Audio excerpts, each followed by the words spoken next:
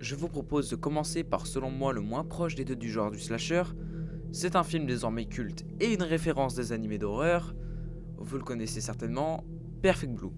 Perfect Blue raconte l'histoire de Mima, une idole japonaise qui va faire le choix risqué de se lancer qu'en tant qu'actrice. Celle-ci va être harcelée et va commencer à développer des troubles psychologiques tels que de la paranoïa ou même de la schizophrénie, la faisant voir du danger partout. Si je le classe en tant que slasher, c'est avant tout pour son ambiance. Les éléments qui font vraiment peur dans Perfect Blue reposent sur la menace que l'on ressent en permanence. Malgré que l'on devine que beaucoup du harcèlement proviennent de plusieurs personnes différentes, la mise en scène ne se focalise que sur un seul homme. Celui-ci fait qu'il suffit de voir sa tête pour aussitôt se mettre à paniquer comme dans un slasher movie. Je vais éviter de trop spoiler, mais vers la fin, on a une scène faisant vraiment penser à une scène de slasher, de par son concept et son exécution, me faisant penser que Satoshi Kon s'est inspiré du genre pour faire son film, et il réussit avec une facilité déconcertante. L'ambiance est terrifiante et la mise en scène assez poussée, avec beaucoup de scènes qui utilisent surtout ce qu'on ne voit pas à la manière de Scream avec les scènes d'appel téléphonique, mais ici par la seule présence d'un OST omniprésent, te faisant tout de suite comprendre que c'est la merde. Ici, le film dénote d'une très bonne utilisation de la psychologie, nous faisant douter et nous questionner sur si à quoi on assiste est réel ou si ça tient des problèmes mentaux d'une Mima très instable. Visuellement, le film a un espèce de grain, faisant inévitablement penser au film d'horreur tourné en pellicule du XXe siècle, de l'exorciste à Massacre à la tronçonneuse. Si ce n'est pas déjà fait, je vous invite très fortement à voir ce film tant il est marquant et réussi. Personnellement, je ne pensais pas que de l'animation pouvait être aussi efficace lorsqu'il s'agissait de faire peur et installer une ambiance horrifique aussi forte. Mais bon, il y a un petit hic dans tout ça. Bien que la partie slasher ait réussi à merveille, elle ne représente qu'une partie minoritaire du film, celui-ci se concentrant plus sur la psychologie de Mima que sur ce qu'elle subit véritablement, en faisant plus une œuvre qui tend vers le récit psychologique que le slasher, et tout ça pour vous dire que ça me suffit pas. Au final, malgré tout ça, le slasher ne représente qu'assez peu de scènes par rapport au contenu total du film qui est assez dense et bourré d'inspirations variées. Perfect Blue se veut avant tout comme un film racontant l'histoire d'une femme qui, après une décision cruciale, va subir une véritable descente aux enfers psychologiques. Et malgré une ambiance assez proche du slasher movie dans certaines scènes, l'héroïne est bien plus attaquée intérieurement qu'extérieurement, sans compter le fait qu'on n'est pas sûr à 100% de la véracité de la plupart des événements auxquels on assiste. C'est assez peu représentatif et ça ne permet pas de tirer la moindre conclusion sur le sujet. Bon, à force de tourner autour du pot, je pense que vous avez tous compris où je veux en venir. On va parler de Cowboy Bebop. Même si j'ai fait une vidéo sur le sujet, globalement Cowboy Bebop c'est un animé de Sunrise sorti en 1998 qui raconte l'histoire d'une bande de chasseurs de primes qui voyagent dans l'espace, qui ont tous un passé, qui va impacter leur vie en tant que tel. Bien qu'assez simple en apparence, Cowboy Bebop ne ressemble à aucun autre animé que vous ayez pu voir pendant votre vie. C'est un animé extrêmement atmosphérique, reposant beaucoup sur son ambiance, orchestré par sa magnifique BO de jazz omniprésente lors de l'animé, qui installe une ambiance à mi-chemin entre le western et le space opéra. Ces personnages sont vraiment les causes, conséquences, tenants et aboutissants de l'histoire. Chaque personnage va avoir un rapport avec son passé, le conduisant à faire certaines choses, qui va donc aboutir à des événements, qui va le donc conduire à faire certaines choses, puis aboutir à des événements, etc. etc. Bon, je vais pas m'éterniser vu que comme je l'ai déjà dit précédemment, j'ai fait une vidéo sur la licence et je n'ai pas spécialement envie de me répéter et puis ça me fait toujours de la pub pour mes autres vidéos. J'adore la pub. Là j'en devine plus d'un perdu à se demander qu'est-ce que fout Cowboy Bebop dans une vidéo sur le slasher et c'est tout à fait normal. Je l'ai moi-même dit, mais Cowboy Bebop est une œuvre à mi-chemin entre le western et le space opéra avec son histoire de chasseur de primes qui voyage dans l'espace de manière très atmosphérique et posée.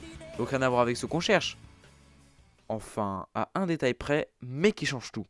Malgré un fil conducteur, on est presque sur du format épisodique qui mène petit à petit au dénouement. Mais si on jette un œil aux derniers épisodes, on peut voir que l'un d'eux est complètement hors sujet. Et il s'appelle Pierrot le Fou.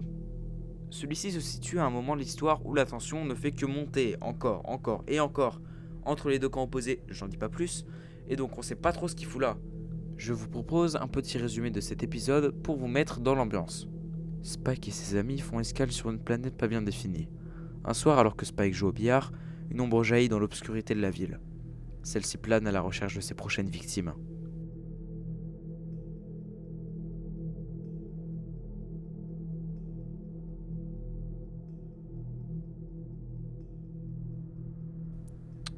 Malheureusement, Spike assiste à la fin de la scène et se fait prendre d'assaut par Pierrot le Fou.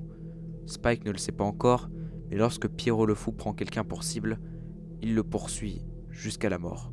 Spike est pris au piège, ne pouvant réagir à ce que fait Pierrot, il va passer l'épisode à se faire poursuivre, hanté par son rire. Ici, on peut retrouver presque l'ensemble des codes du slasher à 2-3 détails près. Déjà, il coche la case du tueur qui tue des gens au hasard. Ensuite, la course-poursuite à travers tout l'épisode fait vraiment penser aux scènes similaires dans les slashers, dont voici quelques extraits parmi les plus cultes. Ensuite, l'ambiance est très slasheuse. La mise en scène est uniquement focalisée sur Spike, où on le voit subir et se prendre sur la gueule pas mal de choses dont pour la plupart on ne voit pas la provenance, créant plusieurs choses propres au slasher. La première est qu'on ne sait pas quand va venir la menace, qui permet de garder une tension constante, et ce pour une bonne raison. C'est l'absence de musique de cet épisode.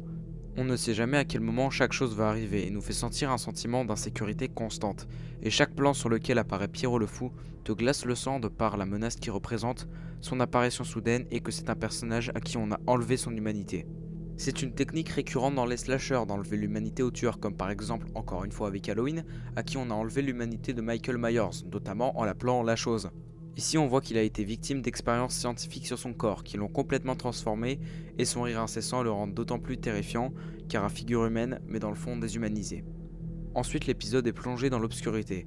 Le premier plan n'étant que l'ombre de Pierrot le Fou, et plein d'exemples sont possibles, comme par exemple le billard où se trouve Spike au début, c'est à peine si on voit la pièce autour de lui.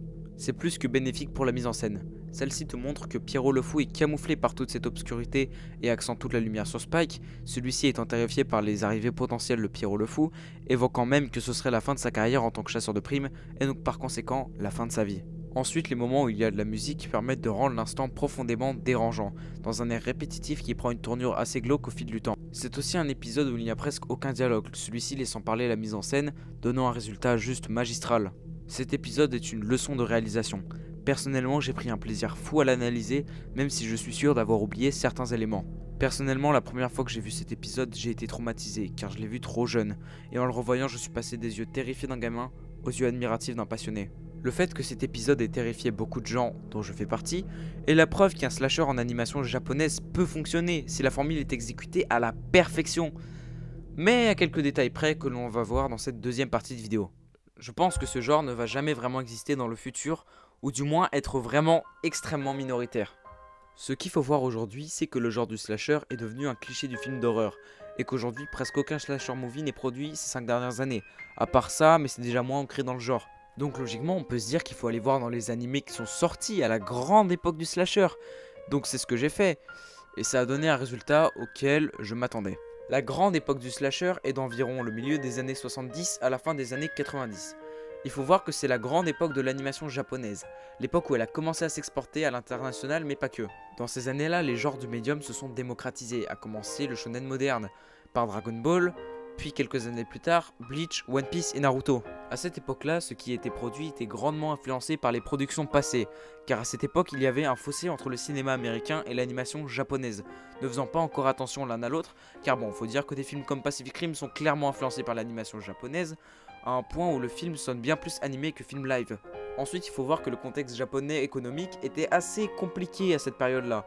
Au début des années 70, l'économie du Japon chute grandement, impactant donc les productions en partie dans l'investissement mis dedans, également dans la mentalité, et développe pas mal de sujets récurrents dans les mangas et animés qui sont encore présents aujourd'hui. Également, le mode de vie japonais n'a rien à voir avec le mode de vie américain. Donc si on veut du slasher qui puisse garder ses codes, il faudrait le transposer dans un autre pays, et donc aurait plus de mal à garder son côté japonais ancré dans les mangas et animés de l'époque. Certains vont me dire que c'est bien beau tout ça, mais comment se fait-il que ça ait réussi à marcher avec Cowboy Bebop et à la limite Perfect Blue? Pour Cowboy Bebop, Watanabe est quelqu'un qui a beaucoup d'inspiration du côté du cinéma hollywoodien. Le concept même de Cowboy Bebop aurait très bien pu être en série live, que ça aurait pu marcher aussi bien qu'en animation. Mais selon moi, la raison principale de pourquoi ça a marché, c'est que... Bordel de merde, Satoshi Kon et Shinichiro Watanabe, ils font partie des plus grands maîtres étalons en termes de réalisation. Watanabe centre l'ambiance de ses œuvres autour d'un genre musical en particulier. Cowboy Bebop le jazz, Samurai Champloo le hip-hop ou encore Space Dandy le funk. Dans beaucoup de scènes d'action et notamment dans Samurai Champloo, la mise en scène est basée sur le genre musical de l'anime. Ce genre de scènes ne peuvent être réussies que par autre qu'un maître étalon dans son élément. Watanabe nous aura prouvé à travers ses différentes œuvres qu'il est peut-être le plus grand réalisateur d'anime en ce qui concerne la maîtrise de l'ambiance des scènes. Donc vous imaginez que faire un genre récurrent du cinéma d'horreur, basé sur l'ambiance visuelle comme sonore, à un moment où le spectateur est déjà fortement attaché au personnage et qui doit avoir une animation en petits oignons, toutes les planètes étaient alignées pour qu'il réussisse. Satoshi Kon, quant à lui, a dit en interview qu'il s'était inspiré d'un nombre d'œuvres assez grand lui permettant de mêler plein de genres et de codes dans ses films et particulièrement dans Perfect Blue. Ce qui fait que ces deux œuvres ont fonctionné, c'est avant tout car tout était réuni pour que ça fonctionne et ont réussi à obtenir un parfait équilibre en rendant ces œuvres absolument mémorables. On peut également remarquer que c'est assez récemment que les mangas ont vraiment exploré des genres différents, et au final souvent assez proches du cinéma depuis très récemment. Pour rappel, Monster, qui est assez cinématographique sur certains points, est sorti, du moins l'animé, en 2004. C'est vraiment récent. L'horreur dans les animés de ces dernières années se fait assez rare, du moins peu, dans les œuvres populaires, et perso je n'ai en tête uniquement que Another et Devilman Crybaby. Ouais, on peut dire que c'est malgré tout un éventail assez large qui se situe entre les deux. Personnellement, je n'ai jamais vraiment aimé le fait que les animés ont sans cesse besoin de rentrer dans des cases, qui est une tendance assez récente et qui ferme beaucoup de possibilités aux tentatives originales, et a tout tendance à se ressembler et à se rapporter au neketsu de base, donc forcément bloque aussi les propositions horrifiques ambitieuses. Mais en vrai c'est pas trop le débat, peut-être que je reviendrai un jour là-dessus dans une prochaine vidéo, je ne sais pas. Pour ceux qui pensent encore que c'est dommage qu'il ne puisse plus y avoir de slasher, rematez-vous Halloween. Si le scénario vous surprend, c'est que vous avez 40 ans de retard. Mais bon, malgré tout ça, c'est un genre qui a laissé un héritage absolument fabuleux, faisant qu'aujourd'hui, si tu demandes à quelqu'un de te faire un résumé cliché de film d'horreur, il y aura de grandes chances pour qu'il y ait beaucoup de similitudes avec le genre du slasher, tellement celui-ci s'est imposé avec le temps et les œuvres qu'il compte. Même si aujourd'hui ces éléments sont clichés, c'est super de s'y plonger lorsque tu connais les codes.